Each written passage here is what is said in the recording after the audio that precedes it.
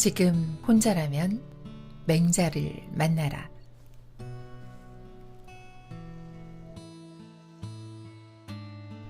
퇴직금을 모두 털어 체인점이나 식당 등 자영업에 뛰어든 사람들이 적지 않다. 성공을 위해 하루 12시간 이상씩 가족들과 함께할 시간까지 희생해가며 열심히 일을 한다. 그러나 5년 이내에 80% 이상이 문을 닫는다는 통계가 있다. 땀은 우리를 속이지 않는다고 했는데 현실은 그렇지 않다. 전 재산을 걸고 시작한 사업이다. 잠도 줄이고 땀을 흘려 노력했지만 뜻대로 안 된다면 억장이 무너지고 피를 토하는 심정이 될 것이다. 무엇이 문제일까?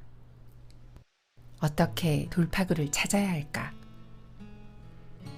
방송국에서 프로덕션 PD로 일을 하다 10년 차쯤 됐을 무렵 사표를 던지고 음식 평론가로 전향한 후배가 책을 보내왔다. 제목은 장사의 신. 호텔 레스토랑은 물론 대규모 프랜차이즈 컨설팅까지 하고 있는 전문가의 책 제목 나왔다. 첫 장부터 마지막 장까지 전국의 맛집, 대박집을 섭렵해서 찾은 장사의 노하우를 꼼꼼히 적은 책이었다. 한 방에 성공하겠다급쇼? 꿈 깨시지요. 30일 안에 수익률 30% 올리는 노하우. 선수들만 아는 고기 장사의 비밀. 김밥과 만두도 조금만 바꾸면 성공 아이템이 된다. 등등 고개를 끄덕여가며 읽었지만 책장을 덮고 나니 머리가 지끈거렸다. 이런 노하우를 다 알고 식당을 하면 정말 성공할 수 있을까? 코미디언 고 이주일 씨가 진행했던 토크쇼 SBS 이주일 쇼에는 성공한 사업가들을 초대해 그들의 성공 비법을 소개한 돈돈돈이라는 코너가 있었다. 코너를 구성하며 인터뷰한 장사의 신이 여러 명 있다. 다들 각기 다른 독특한 장사의 비법을 가지고 있었다. 여기저기 돌아다니며 눈치껏 다른 사람들의 장사 비법을 참고하고 성공한 사람들의 비법을 벤치마킹했지만 그 비법들은 참고사항이었다. 같은 사람에게도 똑같은 상황, 똑같은 조건은 재현되지 않는다. 치열한 경쟁에서 살아남기 위해 각자가 주어진 상황에 맞추어 최선을 다한 결과다. 남을 흉내내다 몇 번씩 망해가며 스스로 찾아냈다. 장자, 천도편의 이야기다. 제나라 환공이 대청마루에 앉아 책을 읽고 있었다. 그 아래 마당에서 작업하던 수레바퀴 만드는 명인 윤편이 물었다. 지금 읽고 계신 책이 무슨 책입니까? 성인의 말씀이다. 그분들은 살아 계시나요? 세상을 뜬 지 오래되었지. 그렇다면 공께서는 현인들이 남긴 먼지를 읽고 계시는군요. 그 말에 열받은 환공이 말했다. 한낱 수레공에 불과한 네가 감히 무엇을 한다고 나서느냐. 네가 한 말에 적절한 설명을 하지 못하면 목숨을 부지하지 못하리라. 그러자 윤편은 만들던 수레바퀴를 들어올리며 그 유명한 대사를 시작했다. 제 경험을 말씀드리겠습니다. 수레바퀴를 만들 때 너무 헐겁게 만들면 떨어져 나가고 너무 단단하면 아귀가 맞지 않습니다. 헐겁지도 단단하지도 않아야 제대로 되는 것입니다. 그런데 그걸 말로 표현할 수 없습니다. 그냥 알 뿐입니다. 아들에게도 그것을 가르쳐 줄 수가 없습니다. 그래서 70이 넘도록 아직 제가 바퀴를 만들고 있습니다. 옛 성인도 이와 마찬가지로 가장 핵심적인 깨달음은 책에 전하지 못하고 세상을 떠났을 것입니다. 그러니 공께서 읽고 계신 것이 옛사람들의 찌꺼기일 뿐이라고 말씀드린 것입니다. 글은 말을 다 할 수 없고 말은 마음을 다 할 수 없다. 비법도 그렇다. 누구 것을 벤치마킹하고 누구에게 배운다고 전해지지 않는다. 스스로 깨우치고 터득해야 한다. 사업도 마찬가지다. 결국 살아가는 일이다. 살아가는데 비법이 따로 있을 수 없다. 상황에 따라 최선을 다해 어떻게 살아갈 것인가의 문제다. 사람으로 사람답게 사는 길.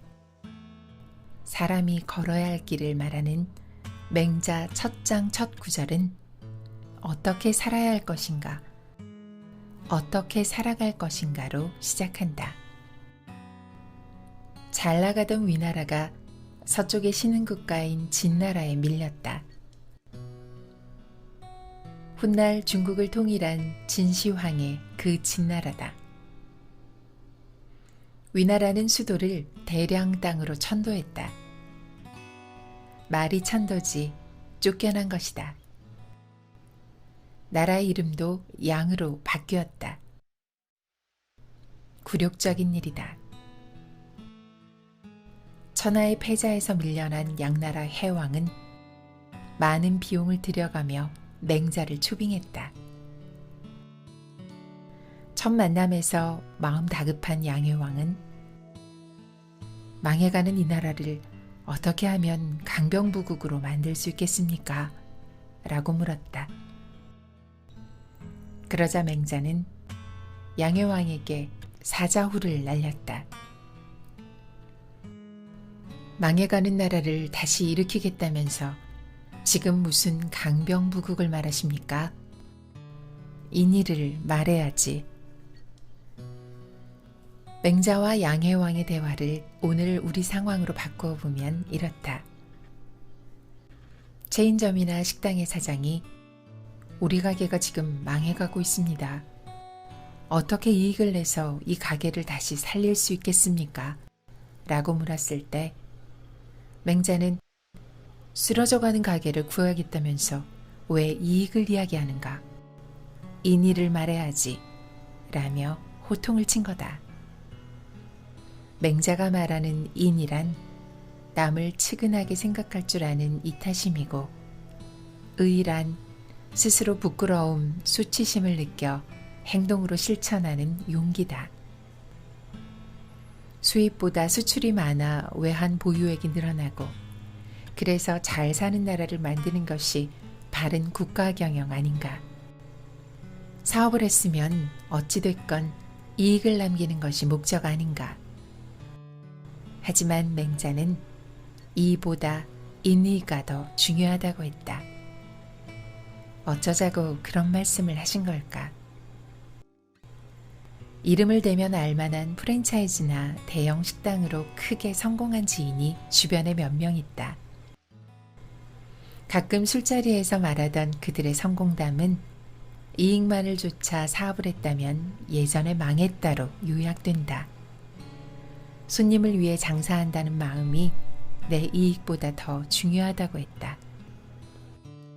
돈을 벌기 위해 사업을 하는데 손님을 위해 사업을 하면 곧 망하거나 문 닫지 않을까 걱정한다. 하지만 그런 걱정은 하지 않아도 된다고 했다. 만날 때마다 진정으로 생각해주고 배려하면 그 사람도 나를 진정으로 생각하고 배려하더라며 그것이 사람들의 정이자 세상의 도리라고 했다. 식당이면 맹자의 인의는 이렇다. 좋은 재료로 정성을 다해 조리해 착한 가격에 판다. 식당은 재료가 좋아도 가격이 합리적이어도 맛없으면 두 번 다시 오지 않는다. 손님들이 좋아하는 맛을 내기 위해 부단히 공을 들여야 한다. 손님에게 내놓는 음식은 제 자식에게 먹여도 손색 없는 음식이어야 한다. 식당을 찾은 손님들이 가격과 맛을 보고 이렇게 장사해서 남는 게 있을까 걱정할 정도가 돼야 한다. 피도 눈물도 없이 이익만을 추구하는 치열한 경쟁의 신자유주의 세상이다.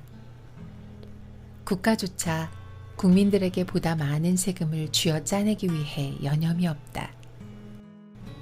살아남으려면 온갖 방법을 다 동원해 손님 지갑을 열어 보다 많은 이익을 남겨야 한다. 하지만 그런 세상에서 맹자는 이렇게 말한다. 왜 하필 이를 말하는가? 인의를 말해야지.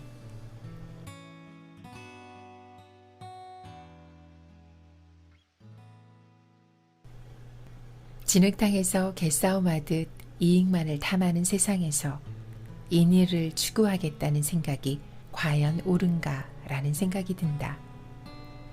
하지만 산전수전, 공중전까지 치르며 세상을 헤쳐온 장사의 신들은 말한다. 이보다 결국 인의라고.